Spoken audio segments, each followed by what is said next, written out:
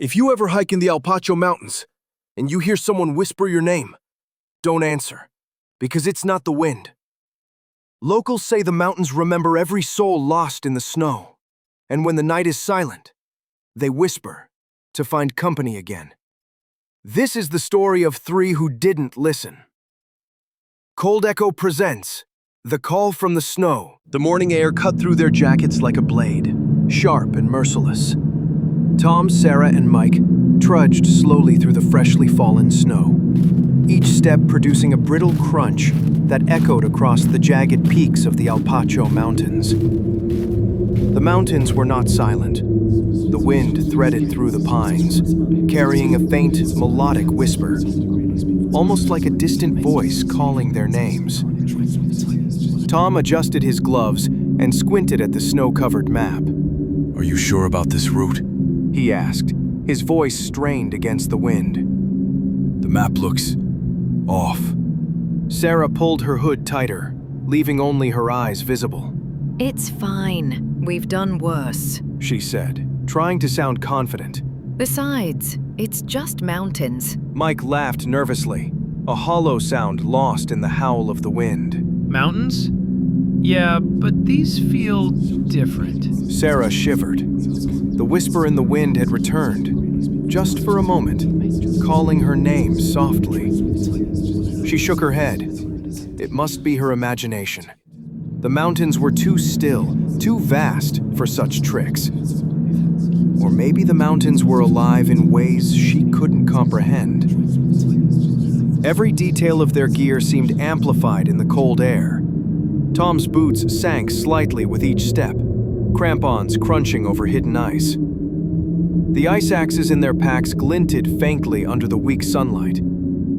Sarah's fingers grew numb, but she ignored the pain, focused on the trail ahead. Hours passed slowly. Every ridge, every rock seemed to loom closer. The fog began to descend, thickening with each passing minute, blurring the edges of the peaks and hiding the distant horizon. The air smelled faintly of pine and frozen earth, but there was something else.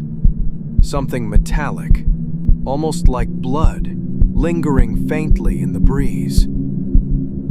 Mike squinted at the snow ahead. Wait, did that branch just move? Tom froze, eyes scanning the white expanse. It's probably nothing. Just snow shifting. Sarah's stomach tightened. No, that wasn't snow.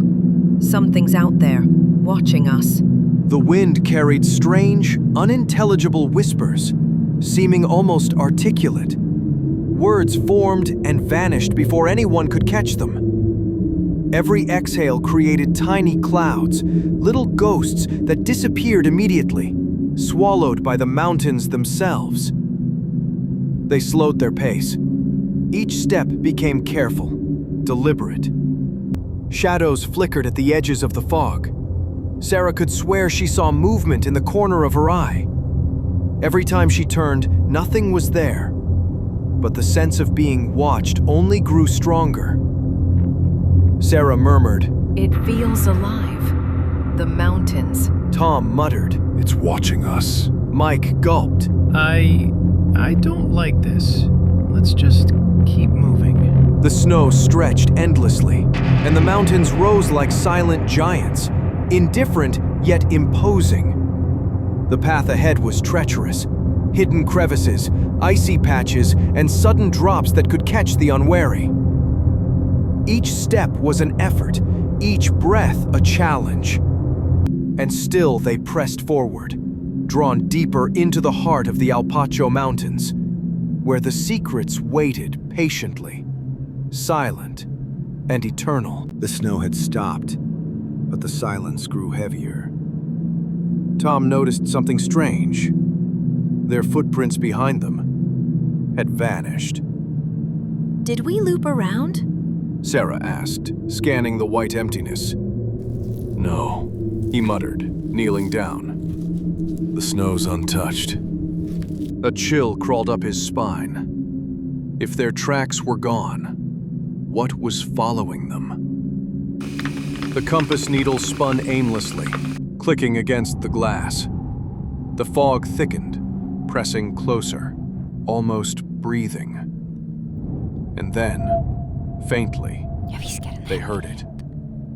A low hum, like a voice buried in the wind. Do you hear that? It's calling my name. Sarah whispered. The wind howled louder as they spotted the dark outline of a cabin half buried in snow. Maybe there's warmth inside. Sarah said, her voice trembling. But when they opened the door, the air changed. Silence wasn't absence. It was waiting. Tom brushed his glove across the wooden wall.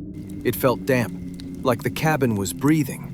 Mike leaned over the fireplace. The ashes were still warm. Someone's been here. Recently. He muttered. Then, upstairs, footsteps. Did you hear that? Sarah whispered. They searched. No one. Just a mirror covered in frost. And in the reflection, 3 figures. One of them turned its head.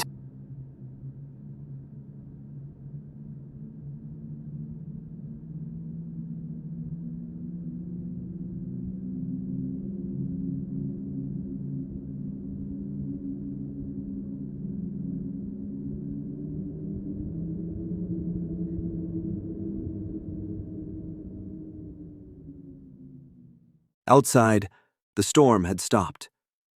The air, too still, too quiet. Sarah stepped out first. It's calling again. She whispered. Tom tried to grab her arm, but she didn't stop. The snow beneath her boots didn't crunch. Each step sounded like breath. Sarah, stop! Mike shouted. She turned, eyes blank, lips moving silently. The fog rose behind her, shaping into something tall, human-like. A whisper echoed. Join us. Then, the snow swallowed her whole. Tom and Mike screamed her name, but only the mountains answered. And in the silence, another voice began to call.